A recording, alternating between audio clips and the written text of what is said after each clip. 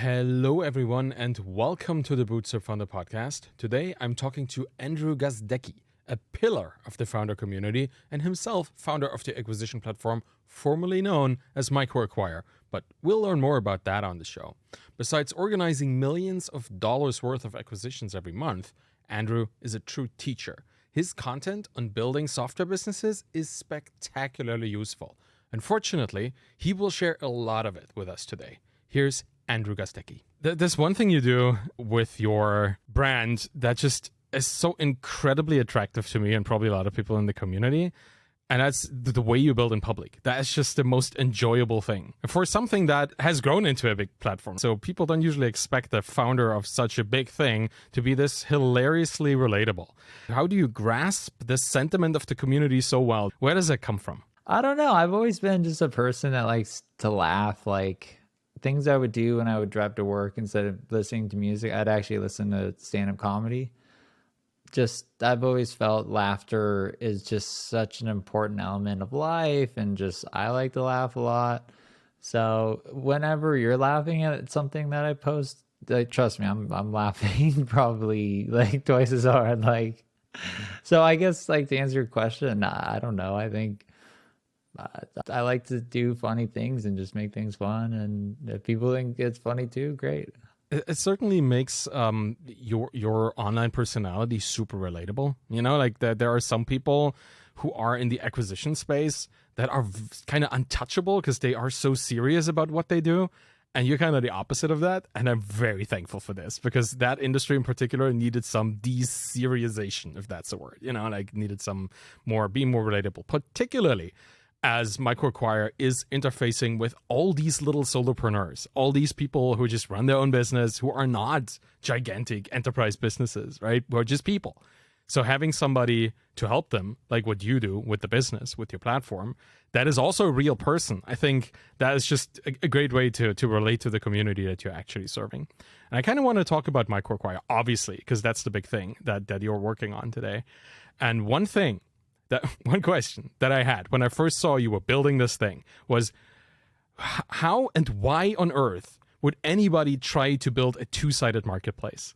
Like, that's just the most complicated thing to ever build for anybody, right? Like, if you build a SaaS, they always tell you, don't build a two-sided marketplace. You have this like bootstrapping problem for either side. Like, how did that choice happen? And is it fun? Is it enjoyable? Because it seems hard. Yeah. You know, one thing I've always done in my career is I've never started the same business twice.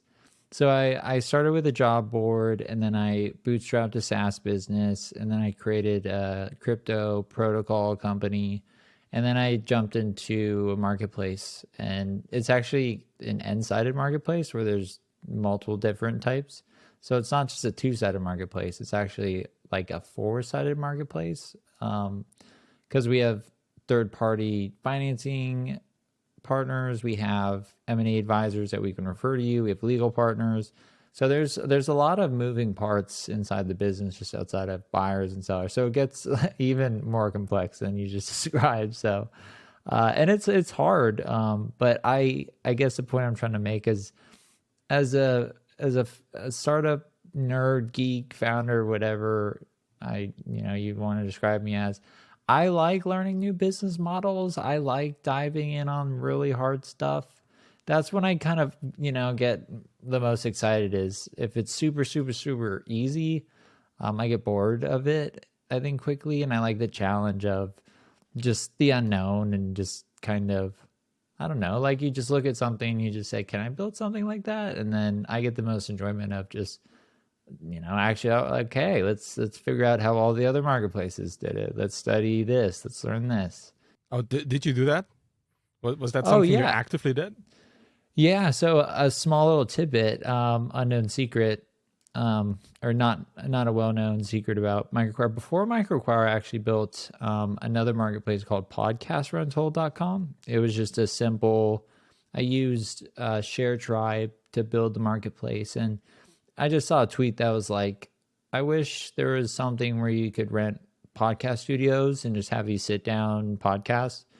And I just put it together and optimized it for like SEO. And then I read Shared Tribe's book on Marketplace, and then I read all of these other articles on marketplaces. So I like really understood marketplaces models. And then I ended up selling it on MicroAcquire, which is kind of funny. It's like full circle. Pretty meta. Yeah. That is to me, like, that's one thing I failed at in my founder career. Like, I was trying to bootstrap a two-sided marketplace. It wasn't even n-sided, and it wasn't that complicated, but it was an attempt to build a local food distribution marketplace where people from the city could buy like locally grown vegetables and stuff from outside the city in Berlin and back in Germany. That's what we wanted to build, a couple friends and I. And we had immense problems like getting either side of the marketplace bootstrapped, like just getting it set up so that people would actually flock to the platform. Because whenever a farmer would come to us, they wouldn't see any customers, and whenever a customer would come to us, they wouldn't see any farmers. That was a big problem, and I think one that any marketplace, however many sides they might have, struggles with in the beginning. Even just conceptually understanding that it can be done probably is already hard. So what research led you to then trust that you could set it up? Like what kind of insight allowed you to just go at it? And what did you do? Like what were the steps that you took to actually get this going? Yeah, good question. So to start, I didn't think it was going to work. I actually keep a journal where every month, it's not like a weird journal like Dear Diary. It's more just, what I'm working on, what's going well, where I think I'll be in 30 days. And it's a good just process, I think, for entrepreneurs, because what I love about it is when you look at what's not going well and you read it again in 30 days, I guarantee you 99% of the time you'll read them and be like, oh, those problems, those are already gone, solved. Now I have new problems right down. So it kind of gives you this perspective that, startups are hard and you're always dealing with something, and it tends to work itself out if you, focus on solving the problem. But, I researched, all over the place in terms of what worked, and, the biggest piece of advice for marketplace is focusing on the side that's the most important or the hardest to really attract. And I made the decision after looking at, other competitors in the space, and I felt everyone was kind of favoring the buyers. And so to make it work, I felt, it needed to be, or I felt really just in the marketplace in general, there was this big void where there was no marketplace that really felt like it was favoring the founders, the owners of the business. It wasn't a place where you can, get a cheap deal on a business, or, you find these businesses and you can flip them or something like that. Because no one wants their business flipped, because that means you sold it for too low and then someone else bought it and made a profit. And so I thought that was just, I don't know, as a startup founder, I just thought like I'd scratch my own itch, if you will. And so that's how I built a lot of the, the unique parts of MicroAcquire, like the privacy aspect, no fees, I thought was interesting. I didn't want to pay any fees. That's kind of the best answer I have, is just I scratched my own itch, and just after going through just acquisitions myself, just understanding like the hard parts. And the hardest part being finding the right buyer, and then doing due diligence on the buyer and how to communicate with the buyer. So creating a lot of educational material around that. And then I guess people liked it. So to my surprise, so my second journal entry after launch was, hey, it worked a little bit. But I really do have a journal entry. It says something like, I don't know if this is going to work, but at least the website looks really good, because I tried making the design really nice. Because, there was a thought process behind that. I just thought, trust had to be at the core of MicroAcquire for someone to really list their company and share their financial details and just this information that buyers need. And so I felt like we kind of had to like out startup a startup, if that makes sense. Like we're even a startup founder goes to the website and they go, wow, that's a good design, or this feel, the UI, UX. That's another just random tangent I can throw in, is I think just user experience and design is such a competitive advantage if you can get it right, just because things that like trust and like feel good and look good. I tend to love those products or gravitate towards those products. Yeah, absolutely. That makes perfect sense. Also, I would like to bring this back to my description of you as a relatable person on Twitter. I think that's also UX for your business in a way, right? The experience that people have with you on Twitter as a person, as a founder of the platform, as a person that funnels them into this product. The fact that you're relatable and that you're trustworthy, because first off, you have like 200,000 followers or whatnot at this point. Like you are a reputable person in the community. People notice that, and that little trust kind of gets projected onto your business as well. I think UX and UI extends beyond the actual product. It's really like the whole business and how it interfaces with people. Yeah, I think over time, you wanna start thinking about experience from end to end. So what you're describing is just like the whole customer experience. Like, how do they hear about us? How do they feel about the product? What is their interaction with the support team, or does the product run slow or fast? Like, there's so many aspects of the whole experience end to end, and I think you're touching on something that I think is kind of a shift we've seen in the last like 3 years. Like a decade ago, to get the word out about your company, you had to go through just basically PR was the main route. That was, people weren't posting on LinkedIn as much. People weren't as active on Twitter.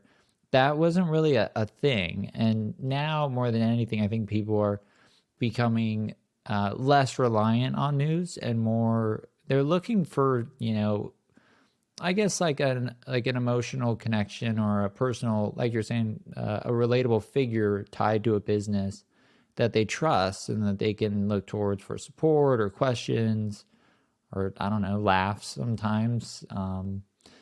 So that's also, I think, something that is changing just in business in general. I say this often, where every startup should have a chief storyteller officer or a chief just basically brand ambassador, someone to talk about the business that's, like you said, relatable, human, not just a brand face. And there's if you look at any sort of brand, I think you'll notice it, where the founder or the CEO of the company, if they make an announcement comparative towards if the company makes the announcement, whatever it may be, generally the person will get more interaction because you're interacting with a person and not just kind of a brand, if you will, and you don't know who's behind that brand.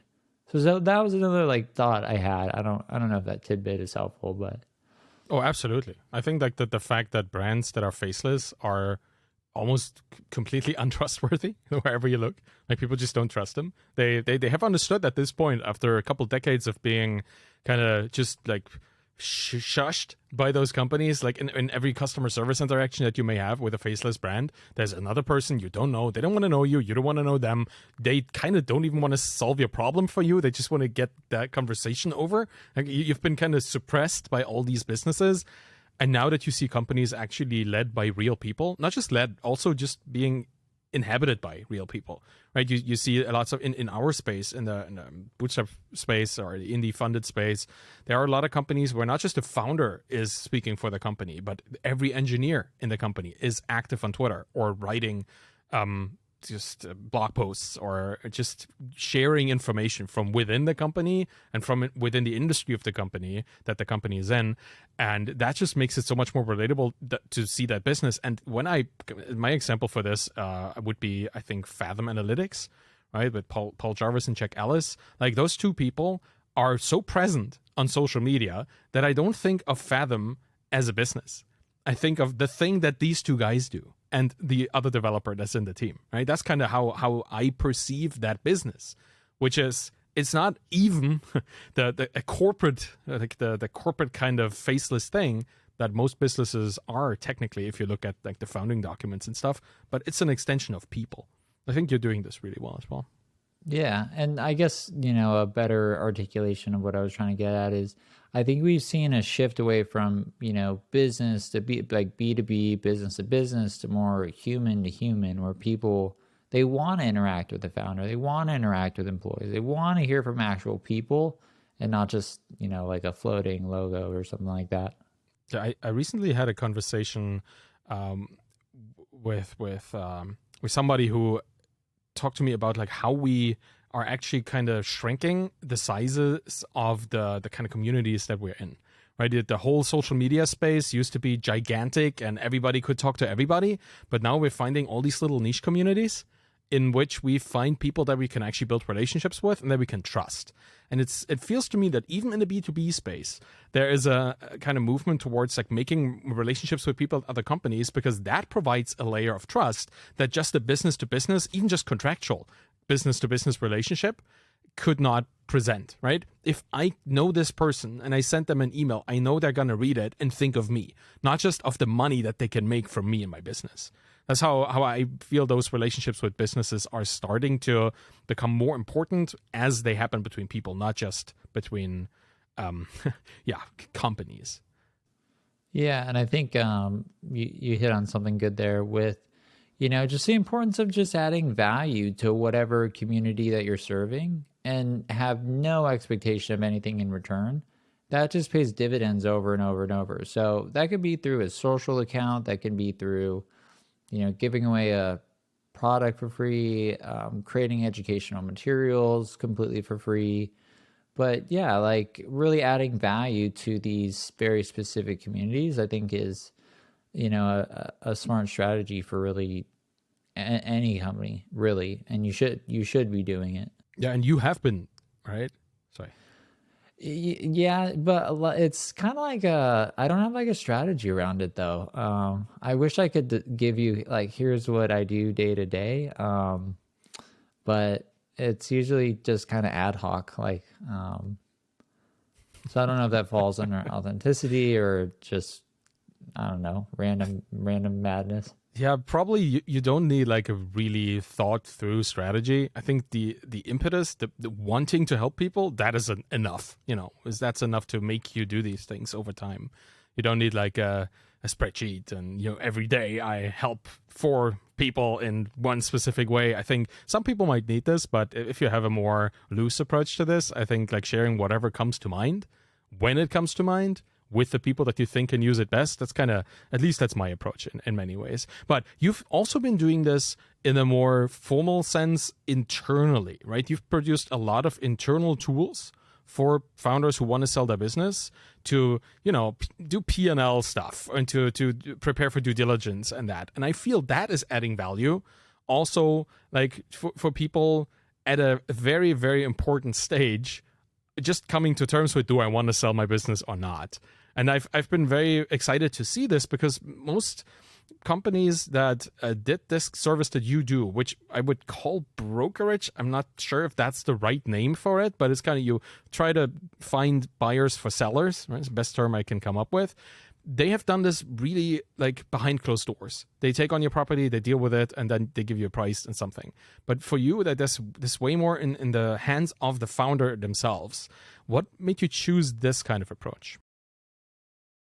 I think it's just what I wanted, and I think maybe just the understanding of the customer helped. If I'm just kind of thinking, back, because I myself, like I'm a big startup fan and nerd. I don't care if you're building, a 1-person startup or a 1,000-person. I think it's all awesome. I think I love people that are building stuff. And so I guess for me, just almost being a potential customer myself, like I built something that I wish existed, and I was delighted to see that other people were delighted to see it existed too, if that makes sense.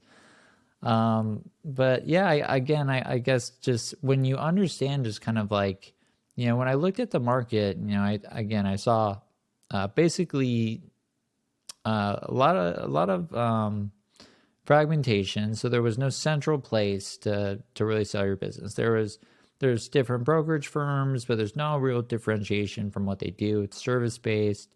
There wasn't really any innovation in terms of making things simpler, easier, faster, more efficient. And that really starts to culminate into a large opportunity. And that's when I kind of had my moment of like, I'm going to try and see if I can actually make this work. And also, how do you position that? How do you get the word out? How do you, stand out in a crowded market of, this broker, that broker, this marketplace, this other marketplace. So my idea was to just kind of scratch my own itch and build tools that I wish I had when I was selling businesses, or just the marketplace that I thought, the startup ecosystem as a whole really needed. And I know that's not very like methodical or, informative of like this master plan I had, but it really was just kind of scratching my own itch. Like, just, I wanted a marketplace where you could find buyers within minutes, where we made legal documentation creation easier or free. It made due diligence faster by being able to connect financial metrics, being able to keep things private. Because funny story, when I sold business apps, I remember the day I told employees that I was selling the company, I had like a all hands like meeting, and I'm like standing up at some podium or something like that, and I tell everybody, and then I say, hey, I'm going to be over in the back. If anyone has any questions, you can come ask me, one-on-one. And like the questions were so crazy. They were like, am I a billionaire or like a millionaire, or like, when am I getting fired? Like, so that's when I knew like privacy needed to be, a big piece of it. And then just trust and security in terms of preventing like scams. So just kind of, taking my personal experience, and then just looking at what was already in the market and realizing this needed to exist and was missing in the market. That's kind of how it all happened, I guess. Yeah, it makes sense. I mean, yeah, the privacy parts with employees, that's always a story. I watched a little documentary that Patrick Campbell released a couple months ago about his sale of Profitwell to Paddle. And I think they also had filmed the moment where he told the team.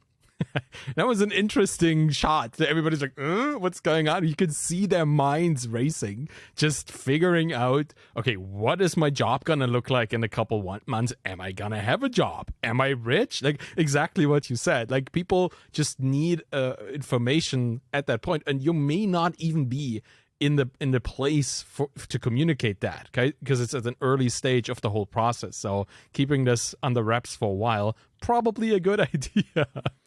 Yeah, like another funny tidbit is, so I mean, one of my biggest fears when selling a business was my team finding out and then it falls through. Because then you have a whole team wondering, okay, when are you going to sell the business? Like, I should probably quit because I'm either becoming a millionaire, billionaire, I'm getting, like those questions are still in their heads and you don't have an answer and you don't have a buyer. So when we were going through due diligence, it was my VP of engineering, CFO, and chief customer officer, and I believe maybe one more person. And when you see kind of all the, VPs and, the CEO and stuff in a room for like weeks at a time, you're like, what's going on? And then I was like, oh, we're just being audited by the IRS. We got to compile all this stuff. And we had previously been audited. Mm-hmm. So that just in case it fell through, because we didn't know if like the offer was real or if we get to the finish line, because unfortunately deals do fall apart all the time.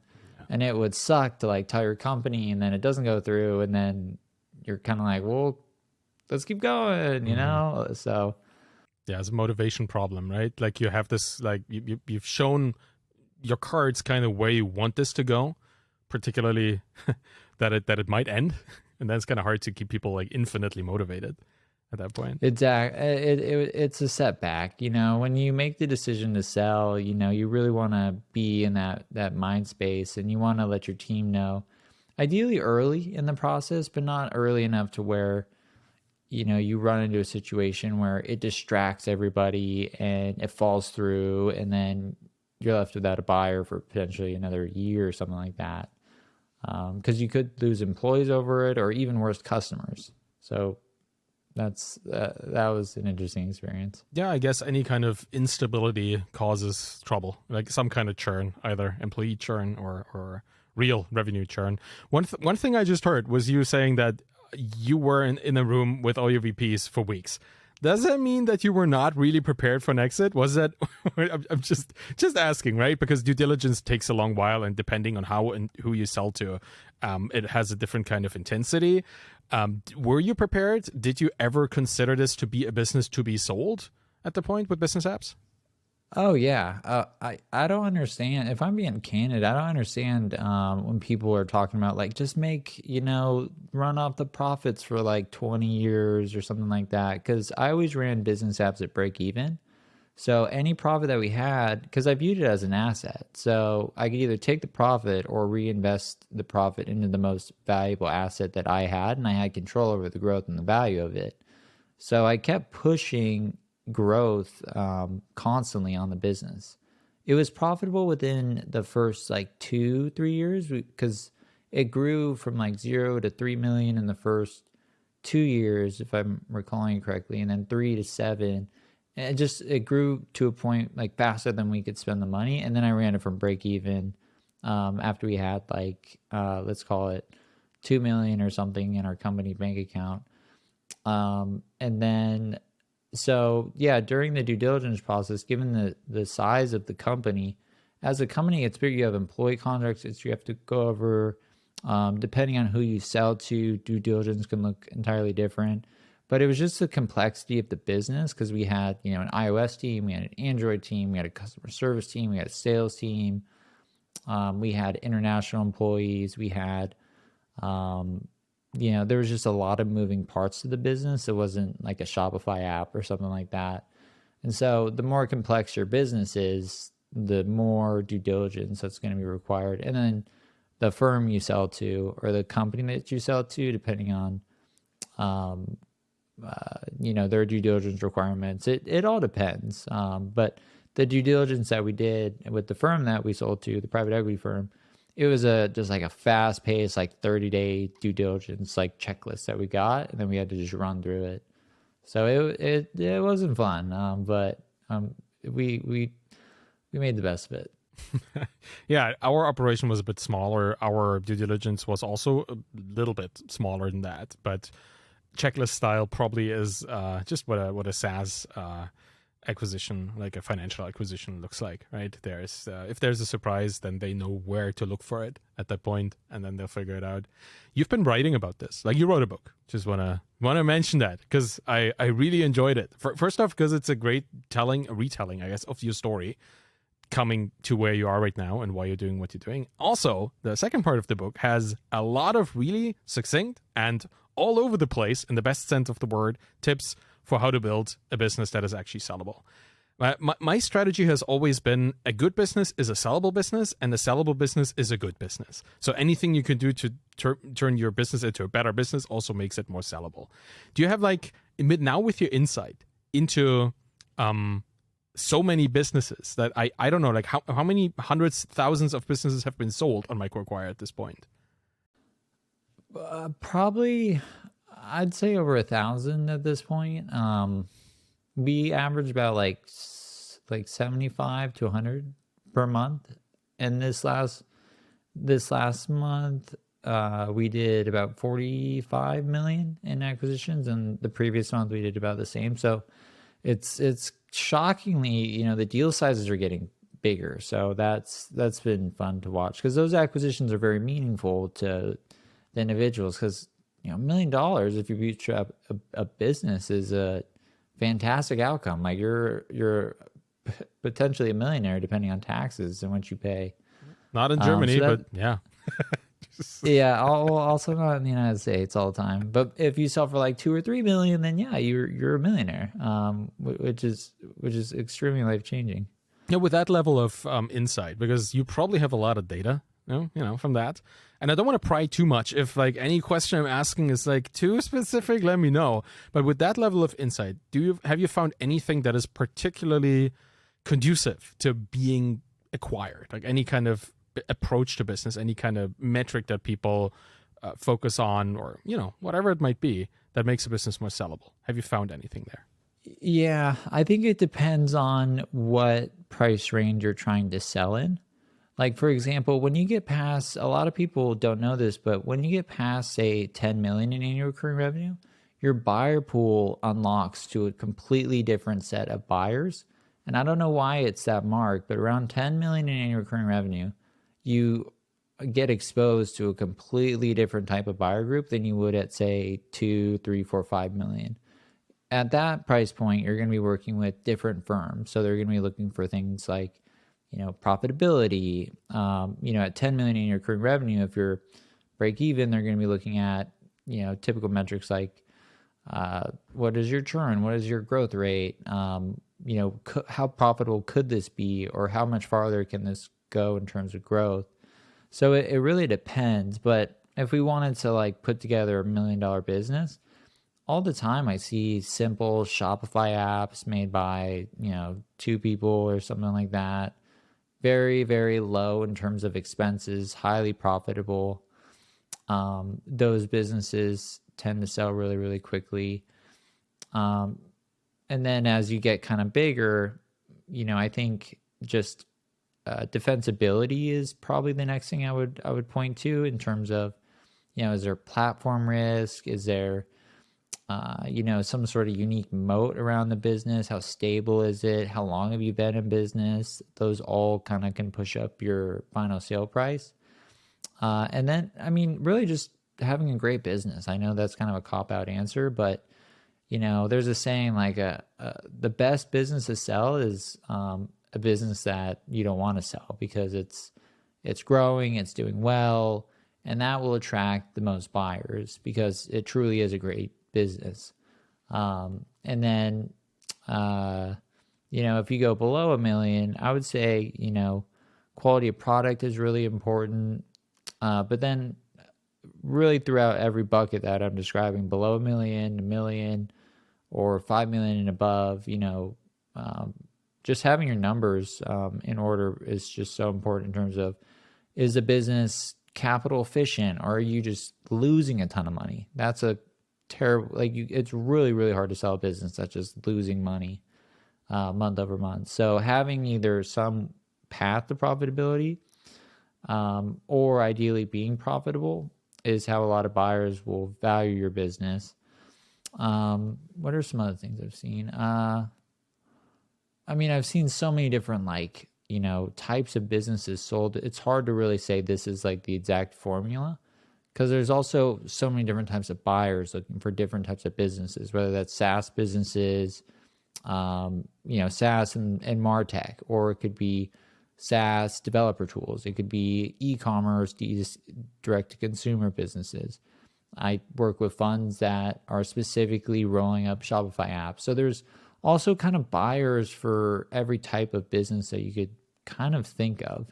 It just needs to be a healthy operational business that ideally doesn't need to have you in the business to run. Like if you as a founder steps out and everything falls apart, that makes it business much harder. So that's probably another tip is you want to have a way to, show that this business can operate without you, or if you're not there yet, then have, some sort of transition plan in place with the buyer. Like when I sold business apps, I was the most useless person at that company. So it made it easy to, make the transition, because I really didn't even know how things worked at that point. Was that intentional? What did you build, like a franchisable or kind of be replaceable kind of position for yourself there? I actually considered stepping down as CEO and hiring on a CEO, and then just stepping back. And then we had an offer to sell the business, and so I went down that route instead. But no, I just had such a great team. I had engineering was taken care of. Customer support and sales was managed by this wonderful lady, Rose Romaine, who is probably one of the best individuals I've ever worked with. I had a fantastic CFO. Just everyone was just so great in the business that I would still do stuff. Like I didn't do it. I'd still do like sales calls with the sales team. I'd still do support calls with the support team. I'd still be very involved like in the product, but I wasn't truly needed. I wasn't like the bottleneck anywhere in the business. And I think when you get to that point within your business, then your business becomes really attractive to buyers because they know without you, they can find a new CEO, they can, maybe bring in someone with strengths that you don't have or something like that. So that's just a personal tidbit. Well, sounds like the dream for every solopreneur is to not be needed in their own business. And probably the hardest part too, right? Because if you build your own thing and you don't hire immediately, you try to do as much as possible, then you kind of, you make yourself like irreplaceable kind of eventually, because you take all the jobs and you do all the things. What do you have any, like, at what point did you start hiring? Because that's been one of my problems. Like, I hired way too late. I did way too many things by myself and probably could have grown the business to a much bigger size had we hired earlier. I mean, we still sold and we sold well, but you always wonder, like, what is a good time to start hiring? How did you do it? For business apps, since we bootstrapped the business, we had a saying, only hire when it hurts. And it hurt pretty much the entire time. So, I think looking back, that it could have been a bigger business like yours if I'm being candid, if I had hired people earlier. But I was so young. I just, I remember specifically a moment where we needed a VP of marketing really bad, and they wanted like $200,000 as a salary, and I was like, there's a way I'm paying that, and I'm like 3 years out of college or something like that. But in hindsight, what you want to do is you want to hire people smarter than you as soon as you can afford them, because they're accretive to the business. And what I mean by that is they'll add so much value and improve the business to a point where you never could on its own. They'll pay for themselves essentially by adding new customers, improving processes, or just reducing your overall stress or how much you're working in the business and allowing you to work on the business. So when you start hiring, as soon as possible, I think as soon as you can hire someone to take over support. But another tidbit I would say is I think it's extremely important for founders to understand the roles that they're hiring for. Like, the amount of startups I've heard having mishires in key roles like head of sales or head of marketing usually stems from not understanding, what type of sales leader do you need, or what type of marketing leader do you need? What type of sales process do you have? Is it really transactional? Is it mid-market? Is it enterprise? All those factors, you need to kind of live the life of that role for a little bit. And, and then you hire when it hurts, when you can't, manage the sales team anymore. You can't manage the marketing, function of the business. But I think, in terms of, let's say we're talking about bootstrap businesses with less than $1 million in revenue, I think, the first hires you should make are definitely in support. But I do think you should be in support. Like with MicroAcquire, I did all the jobs. I did all of them. And it wasn't, and also, this is kind of maybe another tidbit is, those are the businesses that I think really go the farthest, is the ones that you enjoy running so much that you're willing to do everything. Because you want to learn from your customers. You want to learn how, the product should work. You want to be involved kind of everywhere, but you can't do it forever. And then at one point, you need to take a step back, document the processes, and then begin hiring people, ideally better than yourself, so you can start working on the business. But, when you're just getting the business off the ground, you have to work in the business and kind of do everything to learn how to, how are we going to scale this thing and where do I need the most help? So to answer your question again, when to hire, I would say as soon as you can afford it. And then number two, as soon as you feel you understand the role well enough where you can hire someone competent enough to take the role over and do a better job than you're currently doing yourself. Well, thanks for pointing out this distinction too, like between in and on the business, right? Working in the business is just doing the stuff, and working on the business is making the business better. I think for people in the indie hacking space, I see this a lot. They really enjoy working in the business because they're technical. They want to build the product. They want to build the thing. anything beyond that, anything that would actually make the business grow, not the product better, not another feature to improve the product, but building relationships with other businesses in the space, building integrations with other businesses in the space to increase the kind of potential customer flow from other platforms. All of that feels threatening to them, so they stay in their little technician role, which is, like, I guess, one of the three roles that Michael E. Gerber puts out in the E-Myth, right, in his book. You have the technician, you have the manager, and you have the visionary. And as a founder, you usually have to be all three at the same time. And so I think you are, because you want to be, because you've understood this.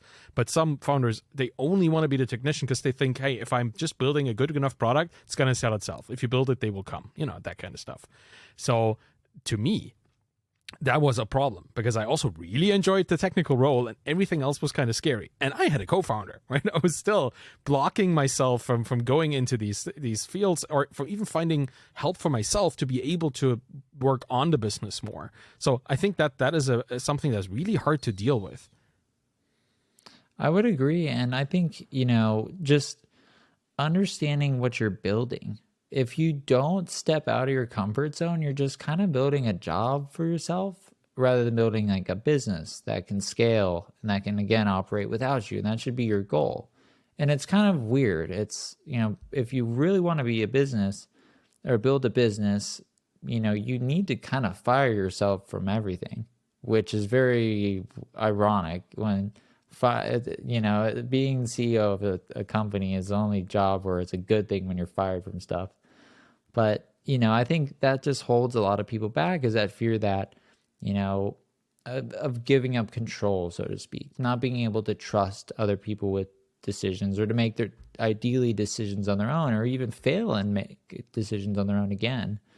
And you need to just kind of accept that as your business grows, you need to grow with it. And that means relinquishing control. That means trusting employees. That means understanding you can't be involved in every single decision, because if you are, you're going to be working 12, 18 hours a day, and that's not sustainable at all. And I don't recommend it.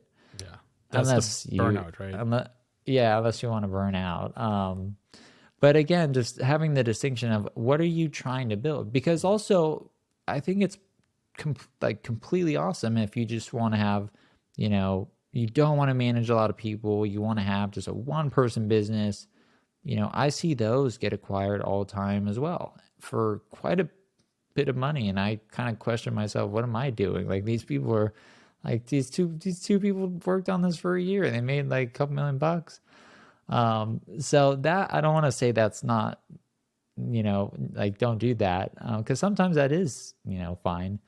But it is limiting. I think this quote might be relevant where, if you want to go fast, you go alone, but if you want to go far, you go together. And so if you want to build a business that can scale well beyond, 1, 2, 3, 4, 5, up to, 10 or beyond million in revenue, you're going to need to build a team. And so, it's a hard shift for a lot of entrepreneurs. And it was for me too. If you read my book, I talk about it quite a bit where, I got to a point where I realized, I need to hire people smarter than myself in order for this business to scale. And when I finally did, it was the best thing I could have ever done for the business.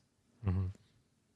Yeah, that sounds like a tough choice, but it's a choice that you need to make, and I think you have to grow into it. You just talked about relinquishing control, right? About giving up things that you have control over, giving it to other people. And I think an exit is the ultimate relinquishing of the control, like being acquired. And I've always wondered this about you. After exiting such a company for such an amount of money that is fairly high, right? Why did you keep building businesses? This is probably one of those questions that every person exiting gets, but with you in particular, like, I would like to know, why did you jump into building the next thing? And because you said in your book you splurged on two things, which is a house and a car, which is exactly the same thing that we did after our exit. So there's not much splurging, to be honest. Why go right back into building businesses? Yeah, that's a fascinating thing about entrepreneurs is, I think just you feel the most, at least me personally, it's something I've just come to just accept about myself, is I truly love to build businesses. It's a sport that I like to play.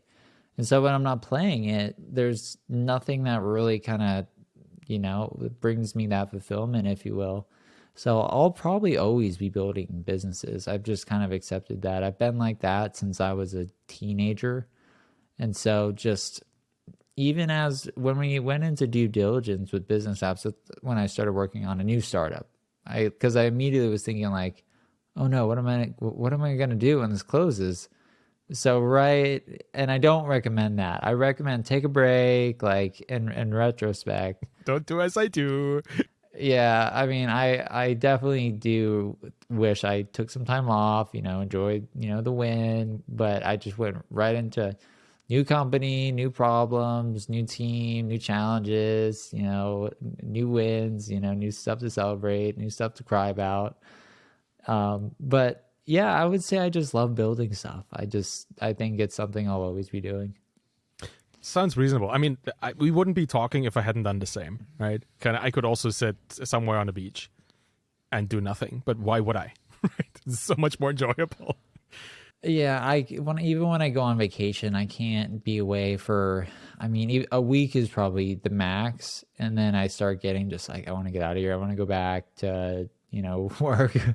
Like I think, put another way, and I think about this often, but I feel really blessed to have, gone down a career path where I truly enjoy everything that I do. And, if I do a good job, you get paid money for it, which is great. And so it never really truly feels like work to where I'm like pulling my hair out or I'm super stressed out. I'm just doing funny stuff and building stuff. Like it's fun to me. I can tell. Another way to put it is, I always say, some people like to play tennis on the weekend or basketball or whatever. I generally just like to play startup. That's kind of the main game I like to play. Man, it certainly is an enjoyable game when it works, right? I mean, even when you fail, I think that's awesome too, because it does hurt. It does, when things don't work out or whatever it may be. But I mean, I've come to the conclusion that you cannot succeed without failure. Like it's just something you have to go through, and you learn so much from it that I think, yeah, it does suck. I mean, we'll just leave it there, but it's part of the process. You're right, and it's not that we're glorifying it either, right? It's just a normal part of experiments that some of them go wrong. Really, that's how I internalize it for myself. Yeah, I mean, if we really define what a startup is, it's really just a series of experiments, and then eventually you get something right, and then it works. So you kind of fail and fail and fail. You try this. And you can apply that to marketing, sales, like you're just constantly trying different things and you're failing.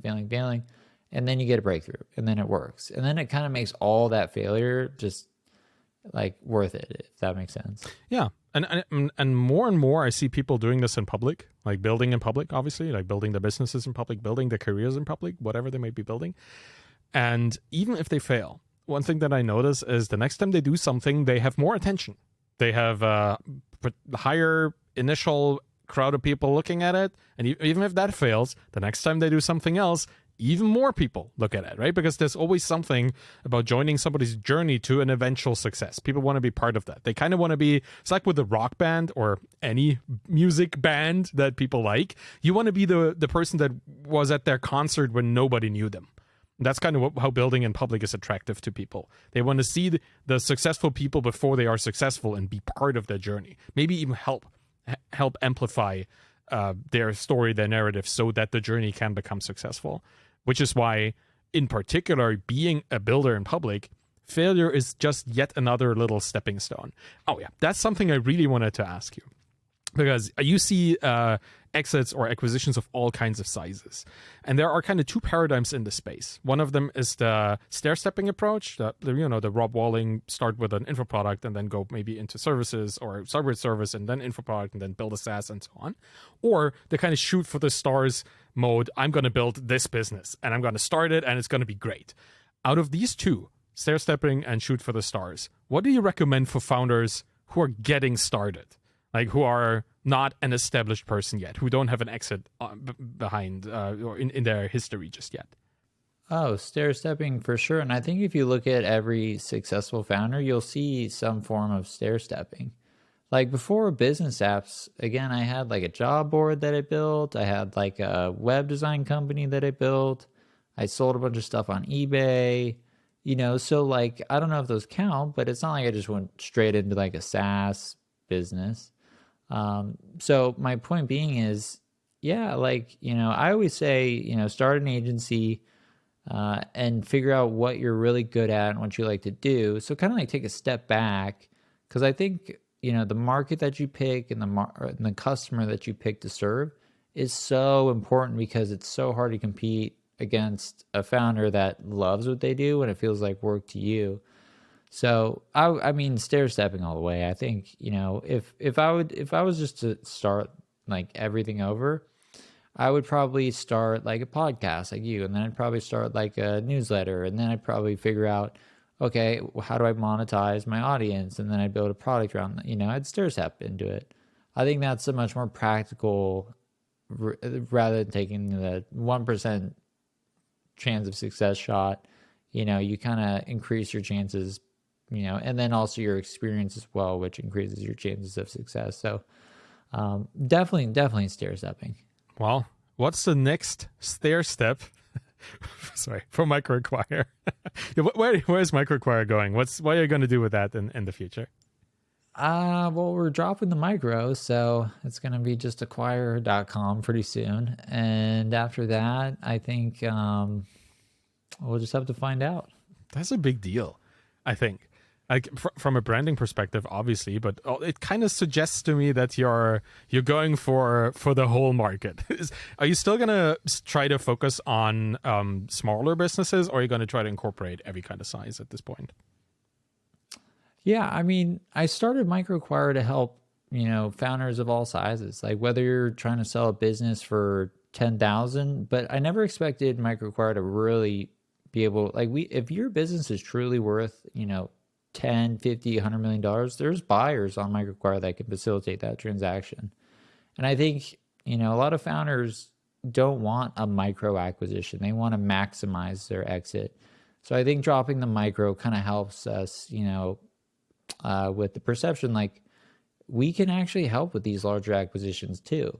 But then of course, like I love seeing like someone in a different country. Like one of my favorite stories is someone in India who sold a platform for, let's call it, $200K, and they wrote me like this really nice email, and they paid off all their debt. They bought their mom a house. Like we always want to support that stuff. So I would say, micro, macro, whatever size your business is, like we're always going to support those acquisitions, and I think they all deserve, equal recognition and, celebration, if you will, because it is a huge accomplishment regardless, of the number. Yeah. Any acquisition, right? Any exit, no matter where, even if you raise capital at some point, that is already also a feat that not many people actually get to do, right? So any step forward and any step that gives you more financial security yourself is a good one. Yeah, I'm glad to hear it, because I know, like, you coming from that background,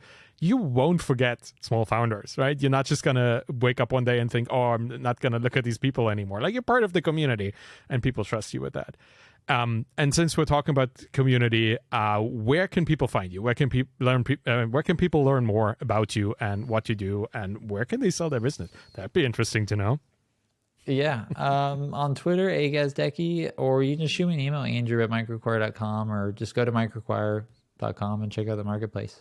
But I'm super accessible. I'm one of those inbox zero weirdos. So You shoot me an email, it'll get answered. That's bizarre because I'm one of these inbox 70,000 people, but I do. I can prove it on my phone right now. I might. We've been on a pot. No, I got 8 emails. No, sorry about that. But I guess talking for an hour, huh? Within the next hour, I'll have 0 emails again. Man, thank you so much for being on the show. That was really sweet. Thanks for all your knowledge and helping people getting acquired. That is a big deal. So thanks so much for being on, Andrew. Yeah, Arvid, thanks for having me on, and thanks for everything that you do as well, man. Pleasure. Thank you. And that's it for today. Thank you for listening to the Boots of Founder podcast. You can find me on Twitter at ArvidKahl, ARVIDKAHL, and you'll find my book Zero to Sold and The Embedded Entrepreneur, and my Twitter course find you following there as well.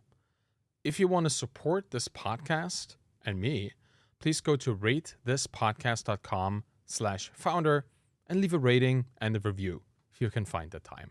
It would be an amazing and very helpful gesture. Thank you so much for listening, and have a wonderful day. Bye-bye.